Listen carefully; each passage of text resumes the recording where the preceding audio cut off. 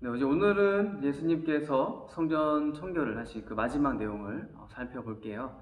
요한복음 2장 18절부터 22절까지의 말씀을 읽어볼게요. 이에 유대인들이 대답하여 예수께 말하기를 내가 이런 일을 행하니 무슨 표적을 우리에게 보이겠느냐. 예수께서 대답하여 이르시되 너희가 이 성전을 헐라 내가 사흘 동안에 일으키리라. 유대인들이 이르되 이 성전은 46년 동안의 지었건을 내가 3일 동안에 일으키겠느냐 하더라. 그러나 예수는 성전된 자기 육체를 가리켜 말씀하신 것이라. 죽은 자 가운데서 살아나신 후에야 제자들이 이 말씀하신 것을 기억하고 성경과 예수께서 하신 말씀을 믿었더라. 아멘. 오늘 본문을 살펴보기 전에 우리가 2주에 걸쳐서 살펴본 내용을 정리하고 넘어갈게요. 예수님께서 예루살렘 성전을 방문한 것은 6월절이 가까운 때였어요. 그리고 이것은 예수님께서 6월절 어린 양이 되신다라는 것을 의도적으로 보여주시는 행동이시기도 했죠. 그리고 예수님께서는 이러한 성전 안에서 그 장사하는 자들과 환전하는 자들을 다 쫓아내시면서 이제 하나님을 무시하고 예배를 멸시했던 자들을 책망하셨어요. 이러한 예수님의 행동과 이 말씀을 들은 유대인들이 예수님께 이렇게 이야기를 해요. 18절에 보시면 당신이 도대체 누구길래 이런 일을 하냐? 당신이 이런 일을 할 만한 사람이냐? 우리에게 증명해봐라. 표적을 보여봐라. 예수님께서 그들에게 이렇게 말씀을 하세요. 제 19절 말씀을 읽어볼게요. 예수께서 대답하여 이르시되 너희가 이 성전을 헐라 내가 사흘 동안에 일으키리라. 자, 예수님은 이 예루살렘 성전을 허물어도 내가 사흘 만에 다시 세울 수 있는 분이라고 말씀하세요. 여기서 이 세우겠다라는 단어를 보면 일반적으로 건축에서 사용되는 단어가 아니라 그 복음서 마테마가 누가 요구한 복음에 보시면 그 죽은 자의 부활과 관련해서 사용이 된 단어예요. 그렇기 때문에 이 성전이 허물어진다라는 것은 예수님의 죽으심을 의미하는 것이고요. 또 사흘 만에 다시 성전을 세우겠다라고 말씀하시는 것은 예수님께서 죽은 지 사흘 만에 부활하신다라는 것을 이제 말씀해 주고 계시는 거예요. 그리고 이 세우겠다라는 단어를 보시면 또 이게 수동태가 아니라 이 능동태로 쓰여졌어요. 이것이 이야기해 주는 것은 무엇이에요? 예수님의 죽으심과 부활은 타의에 의해서 어쩔 수 없이 한 것이 아니라 예수님 스스로 선택하셨다라는 것을 보여주는 거예요. 요한복음 5장 21절에서도 보시면 하나님께서 죽은 자를 살리는 것과 같이 예수님 역시도 죽은 자를 살릴 권세가 있다라고 말씀해주고 있어요.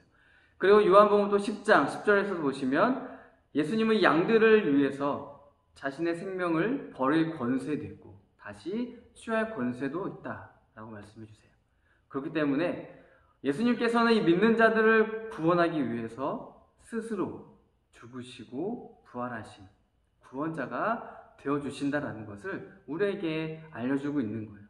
한편 예수님은 그 자신의 몸을 이 성전으로 표현하고 계세요. 이미 요한복음 1장 24절에 보시면 말씀이 육신이 되어 오신 분이 예수님이시기 때문에 예수님이 성전, 즉 예수님 안에 하나님이 계시다고 우리에게 알려주고 있어요. 그렇기 때문에 이제는 이 예루살렘 성전이라는 건물이 중요한 게 아니에요. 그동안 유대인들의 그 신앙의 중심이 예루살렘 성전이라는 건물이었다면 예수님께서 이 땅에 오심으로 인해서 우리의 신앙의 중심은 오직 예수님이라는 거예요. 다시 말해서 교회라는 건물은 부수적인 거예요. 결코 중심이 될 수가 없어요. 우리 역시도 어디에 있든지 새 성전이신 예수님을 나의 마음에 모신 성전이에요. 고린도후서 6장 16절에도 보시면 이렇게 말하죠. 우리는 살아계신 하나님의 성전이다. 분명하게 이야기를 해주고 있어요. 하지만 유대인들은 예수님의 말씀을 전혀 이해하지 못했어요. 20절에 보면 지금 예루살렘 성전도 짓는데 이제 46년이나 걸렸는데 어떻게 3일 만에 지을 수 있냐라고 예수님께 따지는 거예요. 이 당시 예루살렘 성전은 약 500년 전에 이 스룹바벨 때에 지어진 성전이었어요. 그러다가 이 헤롯 대왕 때에 이제 성전을 이제 증축하는 거죠. 그리고 이제 46년이 이제 지난 거예요.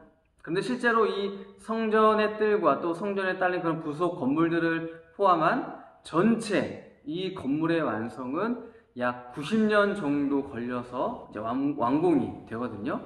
그러니까 지금 46년 동안이나 지었는데도 아직 전체 건물을 다 지은 것도 아닌데 어떻게 3일 만에 이 성전을 짓냐라는 거예요. 이건 도저히 말이 안 되고 불가능하다라는 이야기인 거죠. 그러니까 제자들 역시도 이 허물어진 성전을 4일 만에 다시 세우겠다라고 하신 말씀의 의미를 몰랐어요. 22절에 보면 나중에 십자가에서 예수님께서 죽으시고 3일 만에 부활하신 그 예수님을 만나고 나서야 비로소 이 말씀의 의미를 깨닫게 되었다라고 이제 기록을 하고 있잖아요. 특히 22절에서 이 제자들이 부활하신 예수님을 만난 후에 성경과 예수님께서 하신 말씀을 믿었다. 이 말은 어떤 의미예요? 성경, 즉 하나님의 말씀과 예수님의 말씀이 동등하다라는 것을 보여주고 있어요. 하나님의 말씀이 예수님의 말씀이고 예수님의 말씀이 곧 하나님의 말씀이라는 거예요. 그래서 예수님은 하나님의 아들이시면서 동시에 하나님 자신이시라는 것을 우리에게 이 제자들의 고백을 통해서 보여주고 있는 거예요. 물론 이것이 우리의 이성으로는 이해가 안 돼요. 받아들이기가 힘들어요. 그래서 오히려 그렇기 때문에 이것이 하나님의 신비가 아닐까 하는 생각을 해보는 거죠.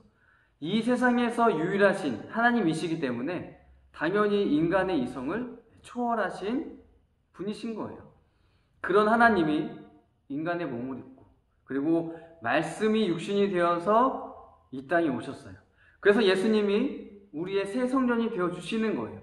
또한 우리 역시도 예수님을, 하나님을, 그리고 성령님을 내 안에 오신 그리스도인이기 때문에 우리도 그리스도 안에서 성전이라는 거예요. 우리가 지금 이제 비대면 예배를 또 드리는 가운데 있잖아요. 이 기간 동안에 내가 하나님의 성전임을 기억했으면 좋겠어요. 그래서 어디에 가든지, 누구를 만나든지, 무엇을 하든지 하나님의 사랑을 나타내는 그런 아름다운 성전, 멋진 우리 청년부 한 사람 한 사람, 또 믿음의 공동체가 되기를 소망합니다. 잠시 기도할게요. 사랑의 하나님, 이렇게 또 힘든 상황 속에서도 또 주님을 예배하고자 우리의 마음을, 우리의 생각을 또 주님께 집중합니다. 주님을 바라봅니다. 비록 모이지 못하지만 오늘 말씀처럼 예수님이 새로 성전이 되어주시고 그 예수님이 우리 안에 계시기 때문에 우리 역시도 주님 안에서 또 새 성전임을 고백합니다. 성전으로서 우리 어디 있든지 늘 거룩한 삶을 살게 도와주시고 늘 하나님의 사랑을 전하는 청년부가 될 수 있도록 주님 도와주세요. 어디 있든지 간에 우리 모든 상황을 아시는 주님께서 우리가 기도하고 의지하고 찾을 때 응답하여 주시고 도와주셔서 이 힘든 상황들을 같이 이겨나갈 수 있는 믿음의 공동체, 또 이 지역사회와 이 나라가 될 수 있도록 하나님 은혜를 더해주세요. 감사하며 예수님의 이름으로 기도드립니다. 아멘.